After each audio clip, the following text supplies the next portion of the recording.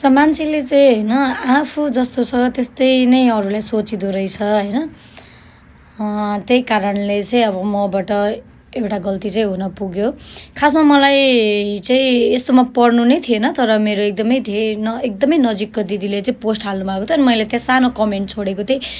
त्यो कमेन्ट चाहिँ अब यसरी भाइरल भइदियो होइन। त्यस पछाडि चाहिँ मैले चाहिँ बोलेँ भनौँ न त्यो बारेमा। अनि आफू त्यो लेभलसम्म कहिले पनि सोच्न सकिँदैन नि त, कहिले पनि जान सकिँदैन, कहिले पनि त्यो गर्न सकिँदैन क्या, जुन चाहिँ मैले थाहा पाएँ यस्तो भएको रहेछ भन्ने कुरा पछि। त्यस पछाडि म छक्क परेँ क्या, कोही छोरी मान्छे यतिसम्म पनि हुन सक्दो रहेछ भनेर। किनभने कस्तो हुन्छ भने कोही छोरी मान्छेलाई चाहिँ एकदमै धेरै कसैले माया गर्यो भने चाहिँ त्यो छोरी मान्छेले चाहिँ त्यस्तो गर्दैन होला।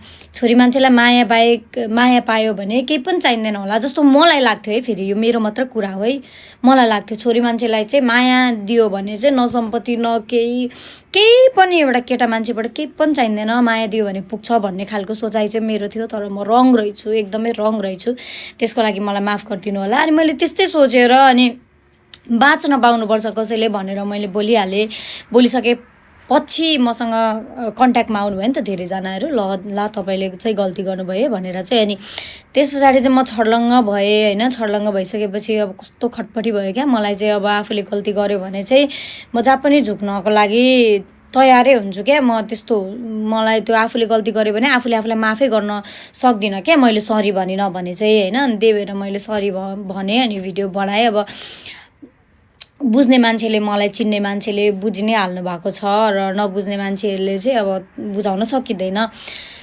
अनि 1-2जना दिदीबहिनीहरू हुनुहुन्छ जसले मलाई पाठ पढाउँदै भिडियो बनाउनु भएको छ, जब कि मैले सरी भनिसकेको छु है। कहाँनिर यसको कमजोरी हुन्छ र यसलाई गिराउँ भनेर, जब कि उनीहरू आफै एब्युजरको पोस्टमा डेली कमेन्ट गरिरहेको हुन्छन्। अनि तिनीहरूले चाहिँ मलाई सही र गलतलाई छुट्याउनु भनेर सिकाउन चाहिँ सुहाएन, प्लिज सुहाएन। मसँग केही समस्या छ, मेरो अनुहार देख्ने बित्तिकै रिस उठ्छ भने ब्लक गर्न सक्नुहुन्छ। ब्लक अप्सन सबैले मन पराउनु पर्छ भन्ने छैन र मन नपरी हेर्नुपर्छ, मलाई फलो गर्नुपर्छ भन्ने छैन, बुझ्नुभयो नि। र अर्को कुरा चाहिँ के हो भने म चाहिँ गल्ती हुँदाखेरि झुक्न जानेको छु र मलाई यो सबै कुराहरूमा पर्नु पनि छैन। मेरो काम छ, म आफ्नो काममै व्यस्त हुन्छु, मलाई सबै कुरामा पर्नु पनि थिएन। अब त्यही कमेन्ट गर्ने भएर म फसिहालेँ। अब म कमेन्ट पनि गर्दिनँ, अबदेखि मैले सबक भयो, कानै समातेँ, म काहीँ केही पनि बोल्दिनँ, त्यो पनि सबक भयो।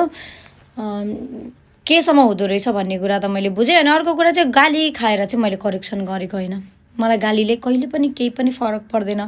मैले जिन्दगीको मेरो लोएस्ट फेजमा त मैले कति गाली खाएर मैले त्यतिखेर आफ्नो पीडा र गाली सँगसँगै मैले पचाइरहेको थिएँ भने त्यो नचिनेको मान्छेहरू, फेक आइडी अनि यहाँनिर गोबर भरिएकोहरूले मलाई नराम्रो लेखेर केही नै फरक पर्दैन केही। अनि भिड जता जान्छ त्यतै जानुपर्छ भन्ने पनि छैन।